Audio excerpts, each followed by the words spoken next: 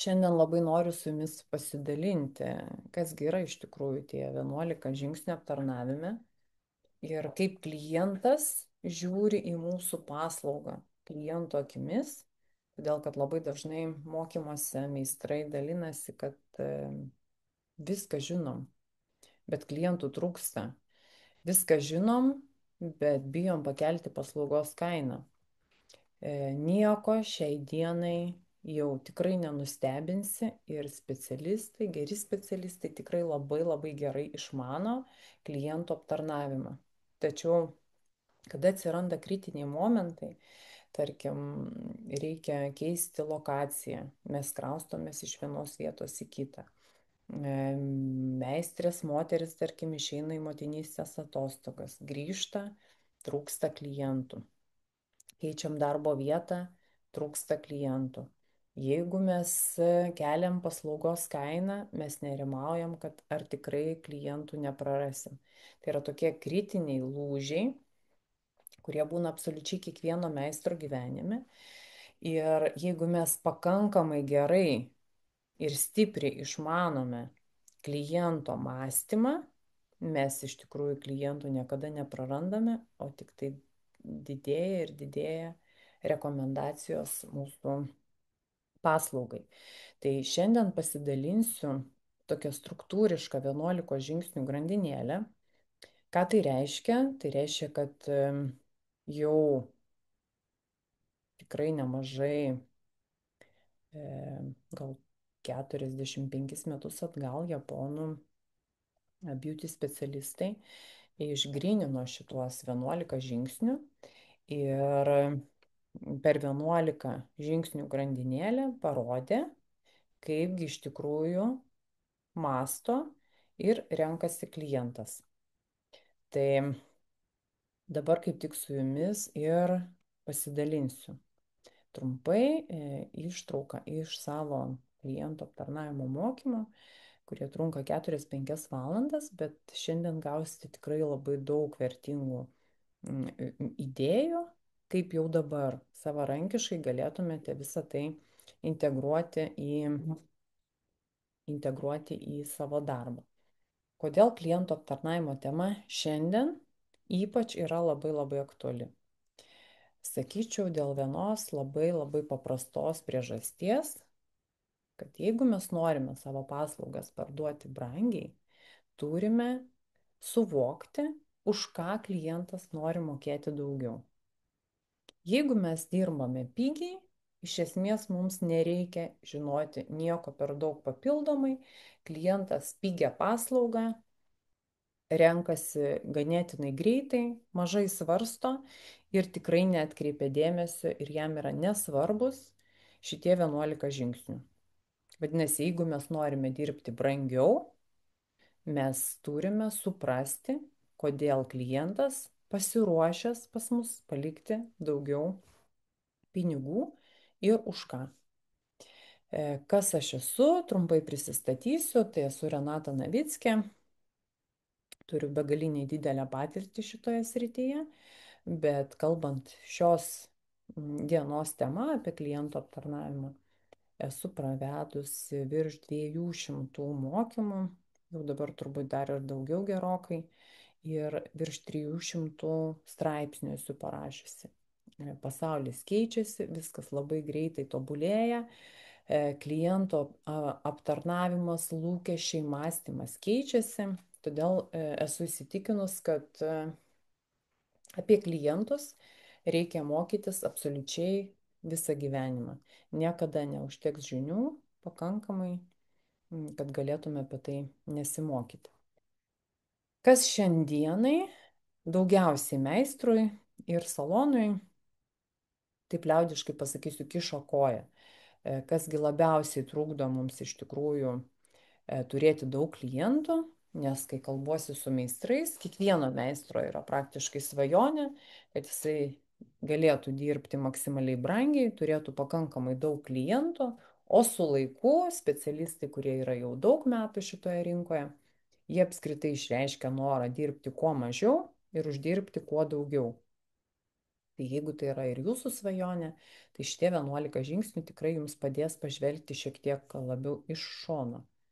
Ir 4 tokie yra dalykai, kurie tikrai šiai dienai labiausiai mums trukdo išsivažiuoti ir pritraukti daugiau klientų. Tai yra pirmiausiai tiesioginė konkurencija. Taip, 300 metrų spindulių galima surasti 10, 15 ir 20 salonų. Salonų yra daug, meistrų daug ir tikrai klientas turi šiandien dienai labai labai didelį pasirinkimą. Antras, netiesioginė konkurencija. Apie ką aš kalbu? Tai jeigu aš savaitgalį paleidau druskininkuose ir turėjau labai labai gerą patirtį, jeigu mane labai labai gerai aptarnavo ir aš pirmadienį einu į manikiūro paslaugas, tarkim, jau savo mieste, tikėtina, kad ta netiesioginė konkurencija, ta patirtis, kurią aš ten patyriau, aš ją atsinešiu. Aš vis tiek tikėsiuos gerokai daugiau, aš žinosiu, kad man norisi praleisti laiką panašiai taip, kaip aš leidau jį savaitgalį. Nebūtinai druskininkai. Jūsų klientai, reikia suprasti, labai daug keliauja, labai daug mato, labai daug turi patirčių. Jie keliauja, jie turi degustacinės vakarienės, jie eina į spa.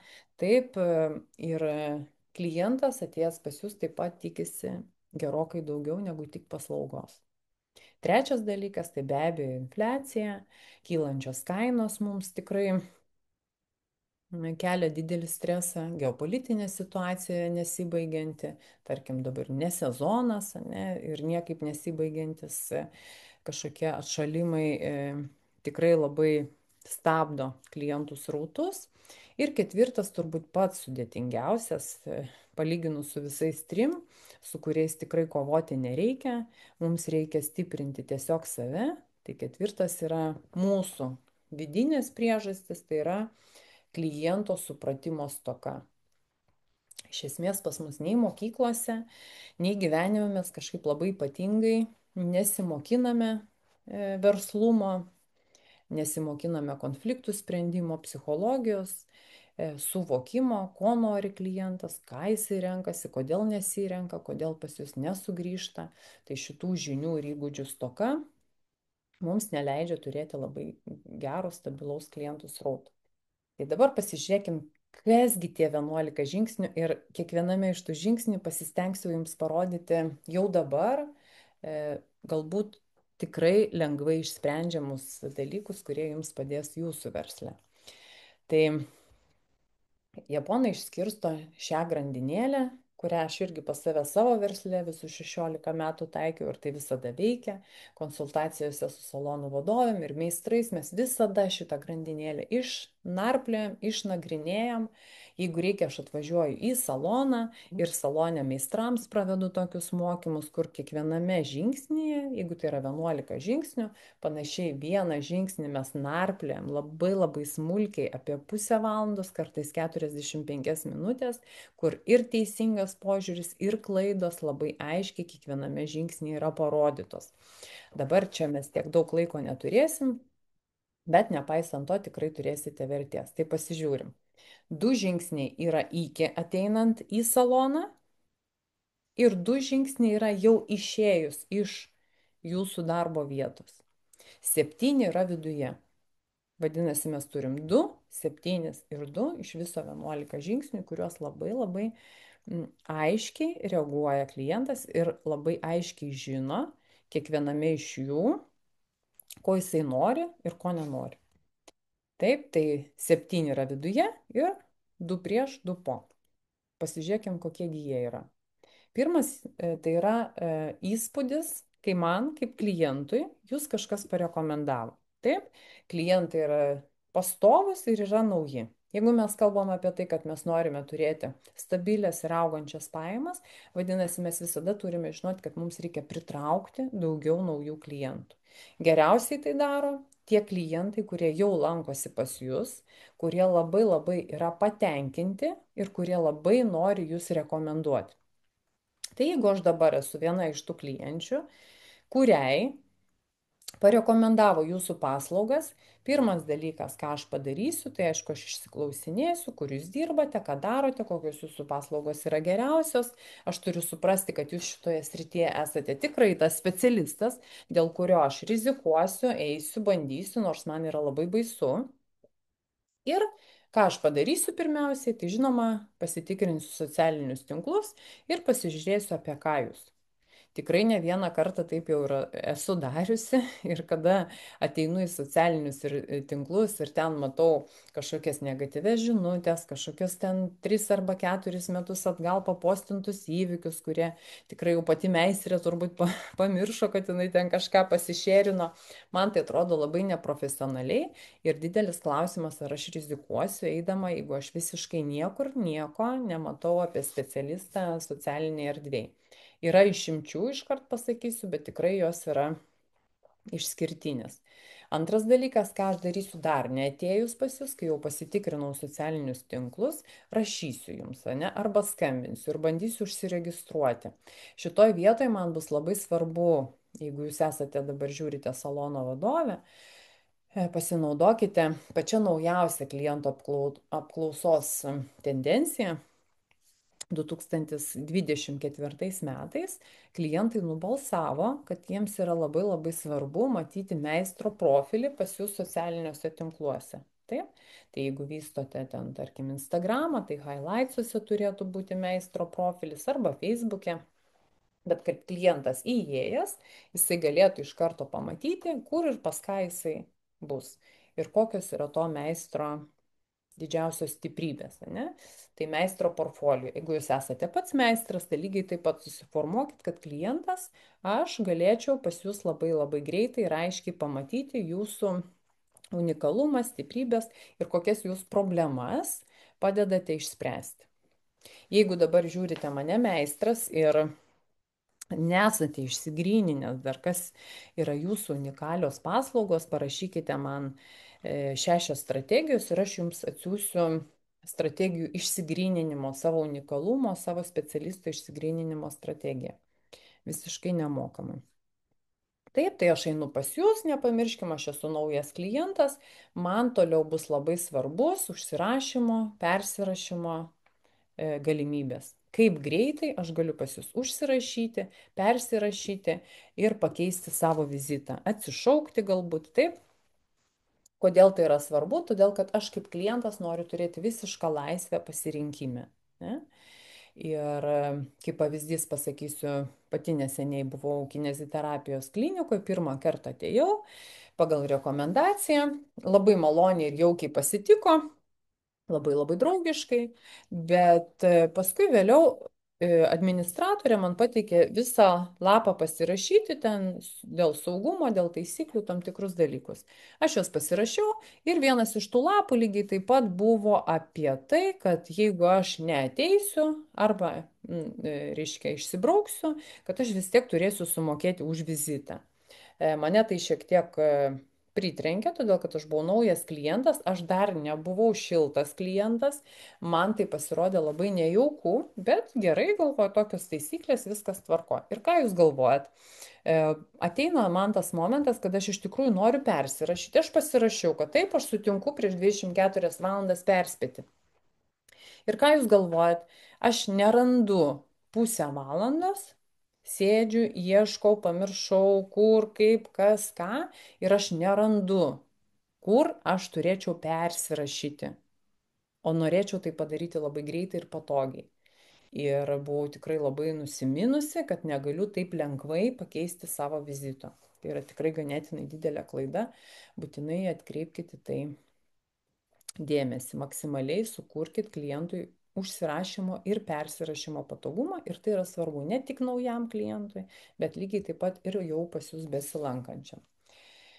Trečias žingsnis tai yra, kad aš jau įėjau pas jūs į saloną, jau aš esu čia. Ir kas šitoje vietoje yra labai svarbu, kad klientas ateina vertinti ne paslaugos. Paslauga yra savaime suprantama, kad jinai turi būti kokybiška. Mes jau apie tai greičiausiai nebediskutuojam. Klientas tik pirmą kartą atėjęs pas jūs pasitikrins paslaugos kokybę. Ką jis toliau tikrins, jisai vertins patirtį. Jisai vertins, kaip jisai jaučiasi, kaip jam yra gera čia būti, kaip čia yra su juo kalbama, diskutuojama, kiek jam yra komfortas. Paslaugos jisai jau nebevertins. Jam tai atrodys savaime suprantama. Taigi pirmas įspūdis, kurį aš ateinu, tai yra patirtis.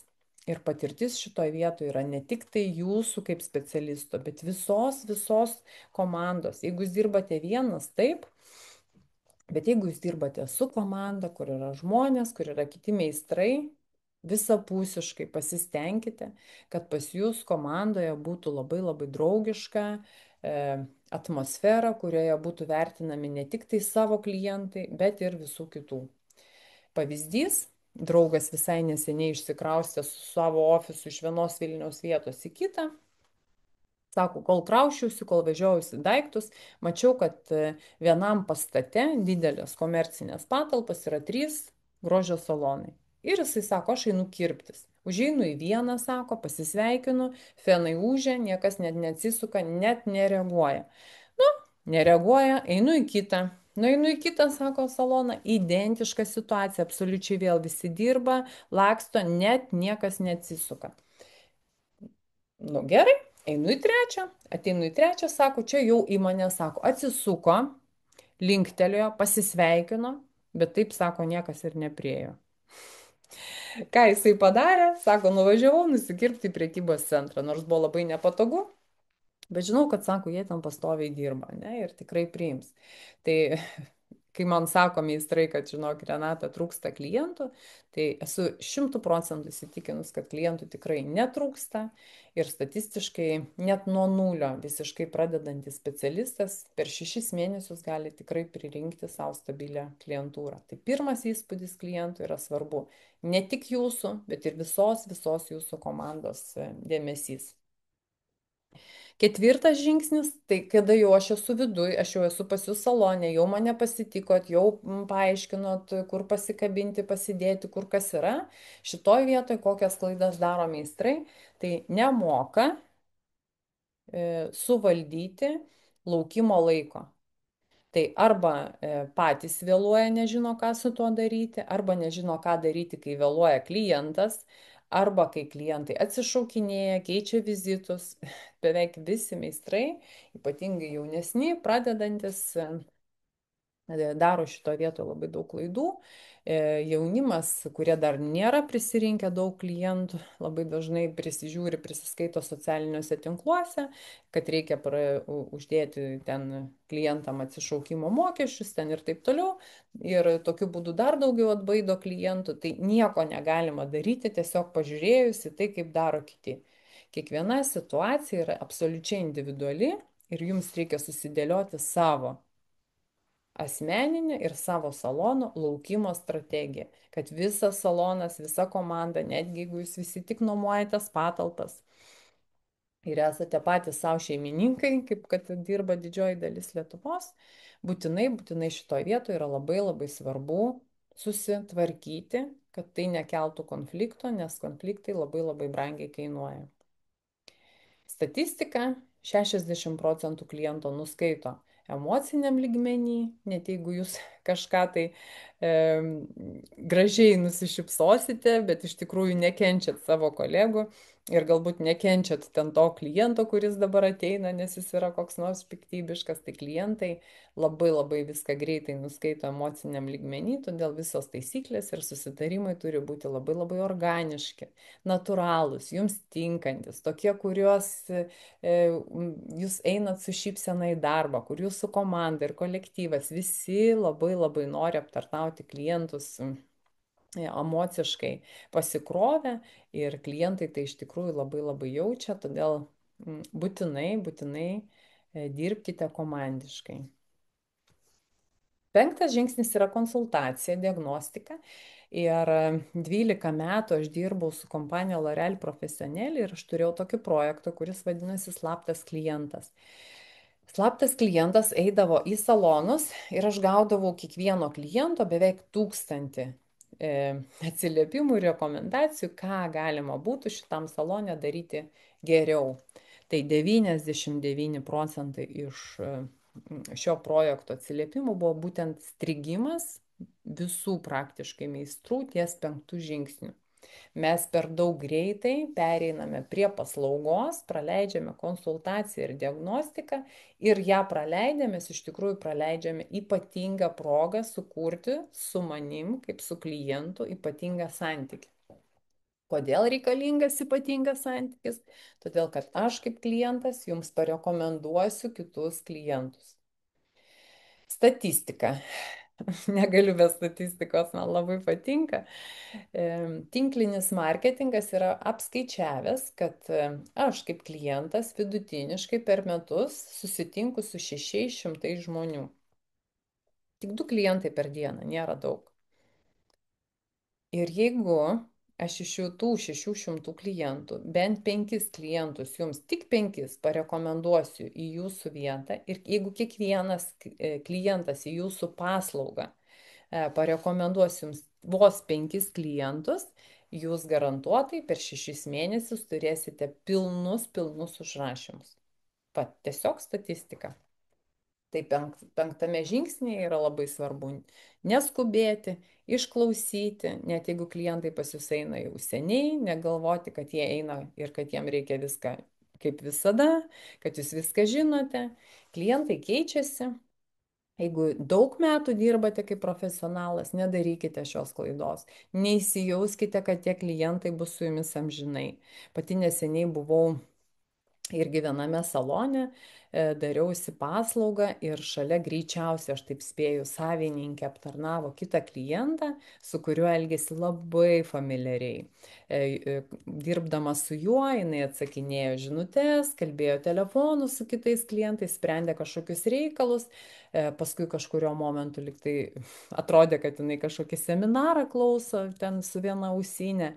Tai tai klientai galbūt tai atrodė ir normalu, galbūt ten yra iš viso kažkokia giminaitė, nežinau, bet man iš šono kaip klientui aš negalėčiau į tą saloną rekomenduoti žmonių, todėl kad tai yra labai labai nekultūringa, negražu ir su savais senais klientais reikia elgtis gerokai pagarbiau, negu kad atrodo, kad galima jau beveik bet kaip, nes jie vis tiek eis. 6 žingsnis tai yra dar tik pasiruošimas procedūrai. Taip, jau mes atlikom. Su manim pakalbėjo, išsiaiškino, išsigrynino su klientu, viską sužinojo, ko aš noriu, nepraleido. Dar grįšiu prie 5. Ir tik tada, kai jau viską išsiaiškino, mano specialistė ruošiasi procedūrai, dar sužino iš manęs, kaip aš norėčiau, ko galbūt nenorėčiau, kokias galbūt aš turiu negatyves patirtis su šia paslauga.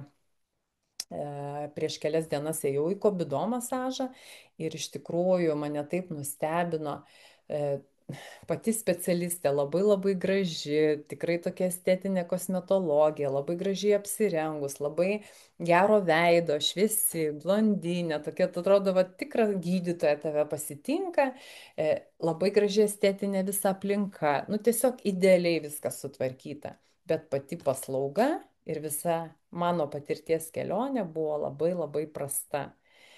Pati nenorėsiu grįžti, klientų ten nerekomenduosiu ir labai gaila, kad specialistė iš tikrųjų nežino, kaip teisingai aptarnauti klientą, kad jam patiktų, tokiu būdu praranda klientus. Ir kas konkrečiai man nepatiko, jeigu jums įdomu, tai va būtent, kad aš buvau, man praleido šitą momentą, kada iš tikrųjų turėjau išsiaiškinti tiksliai ir aiškiai, ko aš noriu ir nenoriu. Jinai man neuždavė jokių klausimų, tiesiog pirmą kartą atėjau pas ją, jinai sako, jūs užsirašius kobido? Aš sakau, taip, prašom. Ir jinai mane tiesiog paguldė į kėdę kosmetologinę ir atliko savo paslaugą. Nei pabaigoj, nei pradžioj aš neturėjau nieko, dėl ko norėčiau pas ją sugrįžti. Kobido masažo yra šimtai, iš kurių aš galiu rinktis. Ir aš einu iš esmės pas specialistą, kuris nori išgirsti mane ir nori išsiaiškinti mano poreikius. Deja, jinai to nepadarė. Septintas yra labai svarbu, kai aš jau sužinojau, kad mano klientas yra toks ir toks, tą ir tą mėgsta, to ir to nenori. Tai yra apie 10-15 minučių priklausomai nuo jūsų paslaugos. Trumpiausiai greičiausiai bus manikiūro, pedikiūro, bet 10-15 minučių tikrai visada reikia skirti plaukų specialistam, koloristam, treatmentui, kosmetologam, dermatologam, taip, viskam, viskam, kuo yra sudėtingesnės procedūros, tuo ilgesnį laiką reikia skirti išsiaiškinimų proceso. Ir tada labai svarbu klientui parodyti, ką jūs darysit. Taip, tai pradžioj, ką darysim, kodėl būtent taip darysim, ką aš panaudosiu ir atsižvelgiant į tai, ką aš išgirdau, kokį pasieksim rezultatą. Tai svarbu paminėti, kokia tai bus nauda ir klaida yra nepasiteirauti proceso metu, kaip klientė jaučiasi dėl vieno ar kito dalyko. Jeigu tai yra manikiūras, ar jums neskauda, jeigu tai yra rūgštinis pylingas veidui, ar gerai jaučiatės, taip visada kliento teirautis proceso metu. Aštuntas žingsnis yra rekomendacija į namus. Ir tai nėra tik produktai. Aštuntas žingsnis yra labai svarbu neskubėti, kuo greičiau paleisti klientą. Neskubėti su klientu sukurti daugiau kontakto, daugiau ryšio. Iš esmės, klientas ateidamas pas mus įsidėmi tik du labai svarbius etapus. Pirmas iš jų tai yra, kai aš įeinu ir antras, kai aš išeinu. Tai va tas išėjimo etapas ir įėjimo turėtų būti maksimaliai emociškai komfortiškas, su noru, kad klientas pas jūs dar sugrįžtų.